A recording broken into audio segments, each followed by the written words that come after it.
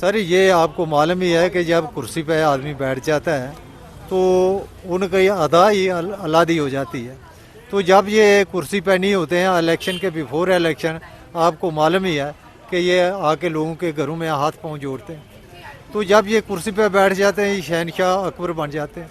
तो लिहाजा ये वक्त का तकाजा है, ये हमारी हिंदुस्तानी डेमोक्रेसी का जो सेटअप बना है वेरी वर्स्ट।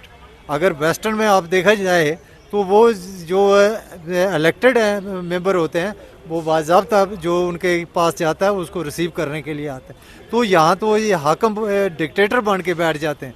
तो ये उल्टा मतलब हिसाब है। No we are running in 21 century. अब हम 21वीं सदी में, ये डेमोक्रेसी की भाषा नहीं है, ये तो डिक्टेटरशिप की भाषा। तो लिहाजा मैं इस बात में ना जानना चाहता हूँ।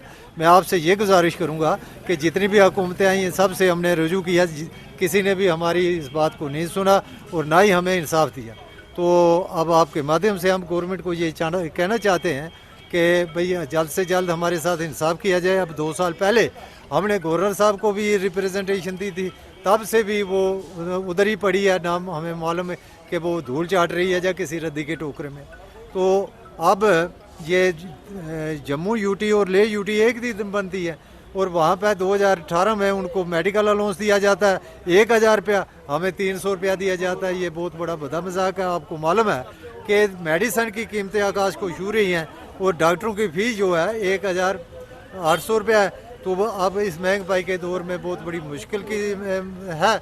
तो लिहाजा इससे कम अज़ कम हमें कोई रात की सांस मिलनी चाहिए।